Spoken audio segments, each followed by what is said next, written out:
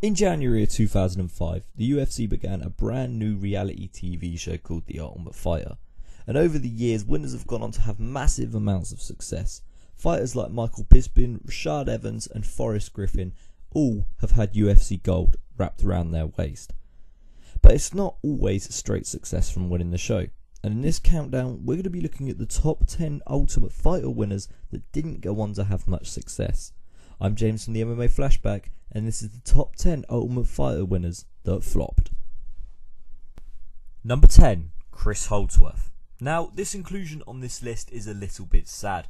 Holdsworth never really had a massive amount of success in the UFC, but he never really failed like most of the fighters on this list. Going into the Ultimate Fighter, Holdsworth trained at Team Alpha Male and on the show ended up winning all 3 fights by submission in the first round. In the Ultimate Fighter finale, Holdsworth took on Davey Grant and beat him in the second round by submission.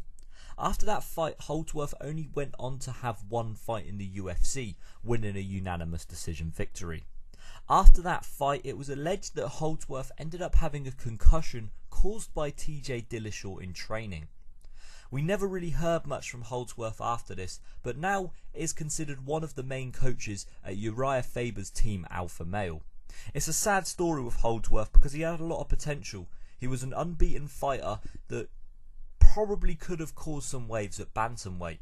It's a shame that we're probably never going to see him inside the octagon again, but it's nice to see him transition from fighter to coach and now training some of the top prospects in the world of MMA at Team Alpha Male. Number 9, Diego Brandao. Brandao, once again like Holdsworth, is one of the more unlucky people to be on this list. He had a 5-4 post-Ultimate Fighter finale record and even included a 3-fight win streak. His first fight after the finale though was a loss to Darren Elkins, and if you look at all of Brandao's losses inside the octagon, it was always against top 10 ranked opponents. Dustin Poirier, Conor McGregor, Darren Elkins and Brian Ortega all bested Brandao inside the octagon. Included in that stint in the UFC, Brandao went on a 3-fight win streak.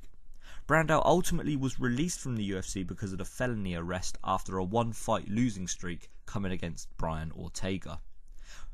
Brandao probably is included in this list because he was tipped to be one of the next big things inside the octagon after an amazing stint on the show. Finishing all of his opponents inside the first round, Brandao was tipped to be one of the next featherweight champions in the world.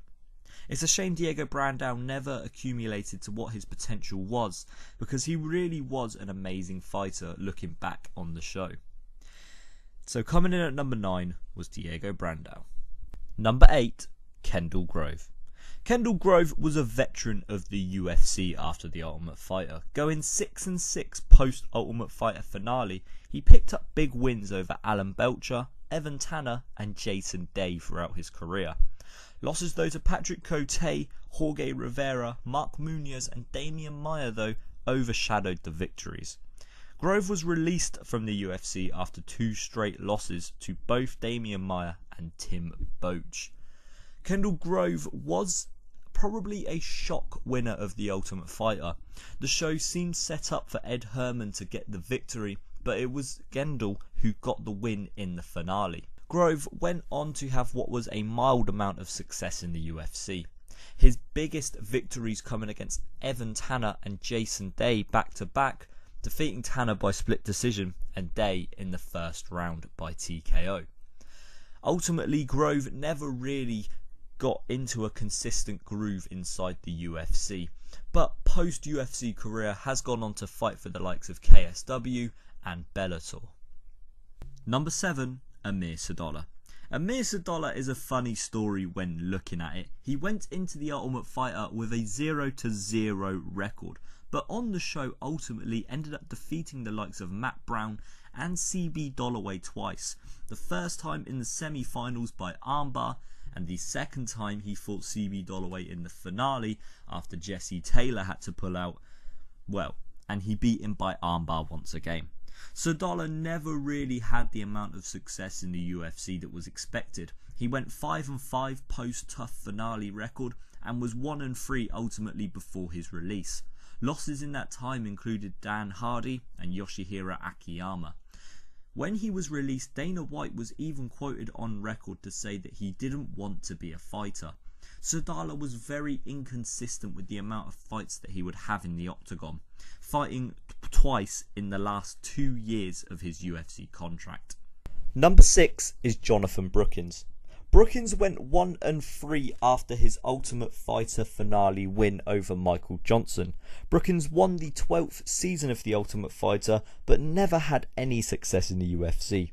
Losing his first fight after TUF to Eric Koch by unanimous decision, he then went on to redeem himself by knocking out Wagner Rocha in the first round. He then had back-to-back losses to Charles Oliveira and Dustin Poirier, losing by 2 unique submissions in an Anaconda choke and then a D'Arce choke. Ultimately, Brookins decided to retire from MMA. He wanted to go full-time into yoga and in order to move to India.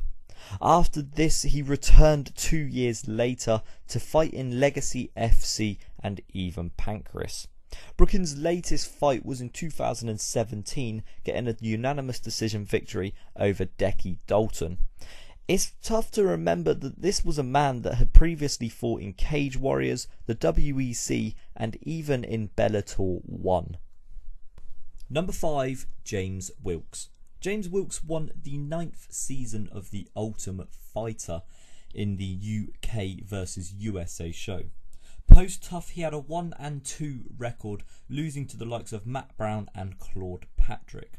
Now, Wilks is a sad story because he had to retire in 2012 after a fractured vertebrae and was told if he fought in MMA again, he probably would never walk. Wilks has had a mild amount of success post-TUF and is going to be going into a film production with the likes of James Cameron and Arnold Schwarzenegger in the 2018.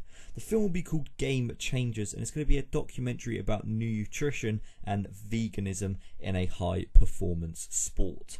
Number 4 is Efrain Escudero. Now, Efrain Escudero is a funny one. Post Ultimate Fighter, he has a record of 4-7, and after winning the show, he was 12-0, including 2 victories inside the octagon. Escudero went on a tear, defeating Cole Miller in the first round and winning the show by beating Felipe Nova. But after there, it was all downhill for the Mexican star. He lost at UFC Fight Night Maynard vs Diaz, but to Evan Tanner by submission, and it all went downhill from there. Escudero ended up being released by the UFC not just once, not just twice, but 3 times.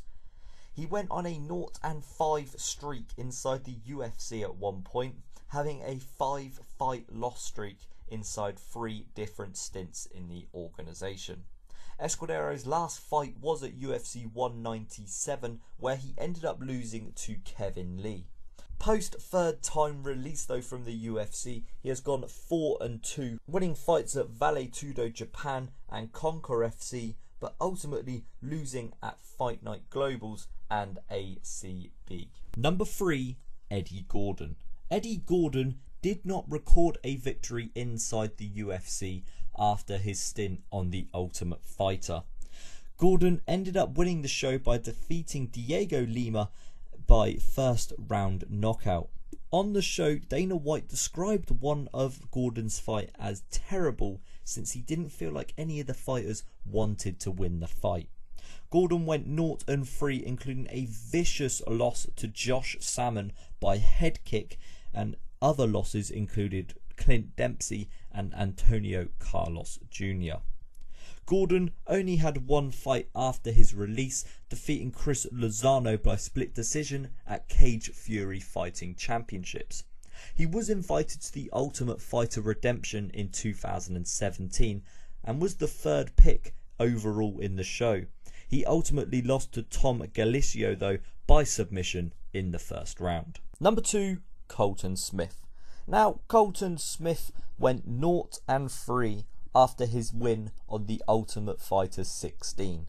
He ended up losing to not bad fighters in future champion Robert Whittaker, top 10 ranked Michael Chiesa and Carlos Diego Ferreira. Colton Smith had accumulated himself of a record of 5-1 in the amateur mixed martial arts scene, but was only 2-1 going into the show. He ended up getting a decision win in every single one of his fights on the show and didn't get a single finish inside the octagon. Colton Smith was a veteran in the army and, well, a lot of fans wanted him to win Ultimate Fighter 16. Ultimately, he got the victory over Mike Ricci, but then never found success again. After being released from the UFC, he's gone on to have a 4-1 record, winning a fight in WSOF over Washington Da Silva. Ultimately, though, he lost his last fight for the Shogun Fights Welterweight Championship, losing to Sean Brady by, once again, decision. And coming in at number 1 is Travis Luta.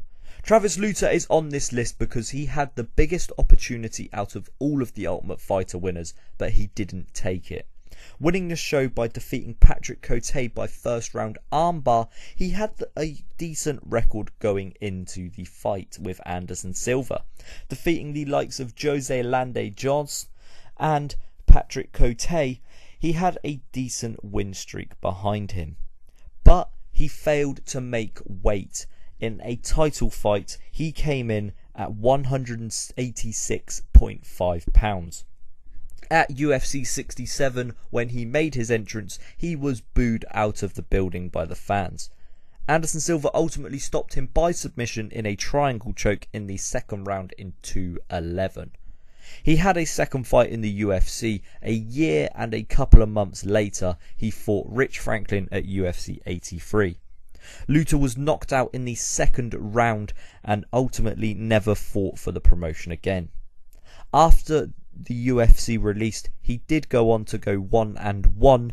He defeated Jason McDonald by unanimous decision, but in his last fight in 2010 was knocked out by Rafael Natal. So that does it for the top 10 Ultimate Fighter winners that didn't have success. Thank you very much for watching. Don't forget to follow us on Twitter and don't forget to subscribe down below. I've been James from the MMA Flashback. Thank you very much for watching. We'll see you all very soon.